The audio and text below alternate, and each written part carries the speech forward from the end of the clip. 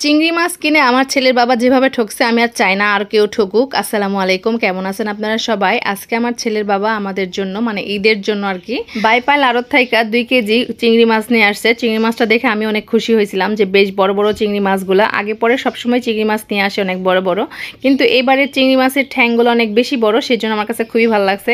তো প্রথমে আমি ঢেলে নিতেছিলাম খুবই আনন্দের সাথে, আমার ছেলেও দেখে খুব লাফালাফি করতেছিল। আনন্দ করতে করতে এখন চিংড়ি মাছ কাটার পালা। কাটতে গিয়ে তো আমাদের সব আনন্দ মাটি হয়ে গেল, আসলে কি বলবো। তো যাই হোক, আপনাদের সাথে দেখাইতেছি যে কিসের জন্য আনন্দটা মাটি হলো।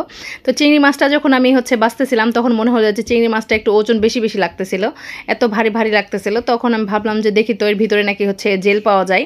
তো আজকে আমি একটু দেখি বের করে যে জেল টেল আছে কিনা। ওমা সত্যি সত্যি আমি হাত দিয়েই দেখতে পাইলাম প্রথমে জেল। আমি আসলে খুঁজতেছিলাম যে 2 চাপার সাইডেই হয়তো বা জেলটা থাকে চিংড়ি মাছের মাথায়। তো সবগুলা মাছ আমি একে একে বের করতেছি। আর দেখেন আমি আজকে এই মাছটা কেটে যে কী রকম আশ্চর্য হয়েছি, মানে ধারণার বাহিরে। এরকম আশ্চর্য কখনোই হয়নি যে মানুষ কিভাবে মানুষকে এত ঠকাইতে পারে। পরে একটা চিংড়ি মাছে পাওয়ার পরে আমি প্রত্যেকটা চিংড়ি মাছ বেছে বেছে দেখতেছিলাম যে মনে হয় মাথায় শুধু জেলটা আছে, আসলে না, পুরা মাছের ভিতরে জেল দিয়ে ভরে রাখছে। কিভাবে সম্ভব এই জেল দিয়ে ভরে রাখে, কিভাবে আল্লাহ ভালো জানে। তো দেখেন আমার হাতে একদম খুব ভালোভাবে বোঝা যাচ্ছে যে এটা জেল, এটা মাছের কোনো অংশ না। কারণ চিংড়ি মাছ আমি অল টাইম আমার ছেলে পছন্দ করে, আমার ছেলের বাবাও পছন্দ করে, আমার অনেক পছন্দ, প্রায় মাঝে মাঝে নিয়ে আসে। এইরকম কখনোই পাইনি আগে, অনেক আগে একবার পাইছিলাম কিন্তু খুবই কম পরিমাণে ছিল জেলগুলা। আর এখন দেখেন আমি মাছের পুরা সাইডে কিন্তু চেক করছি, এখন মাথায় চেক করার পালা।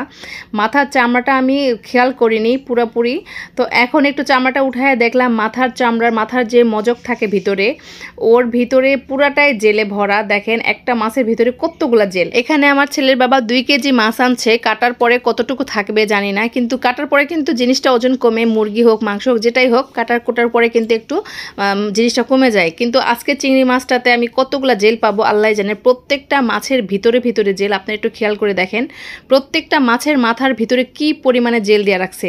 এটা আসলে কিভাবে চিন্তা করা যায় না, মানে ভাবতেই পারি না, ভাবতেই অবাক লাগে যে এইভাবে যদি আমার ছেলেটাকে আমি রান্না করে খাওয়াতাম তাহলে ভাবেন অবশ্যই শরীর স্বাস্থ্য খারাপ করতো কিনা। আর এতটা পরিমাণ জেল, আমি প্রত্যেকটা মাছের থেকে আপনারা একটু ধৈর্য নিয়ে ভিডিওটা দেখবেন।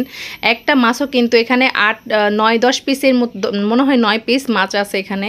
আমি 9 পিস মাছ প্রত্যেকটা মাছের ভিতর থেকে জেলগুলা বের করছি।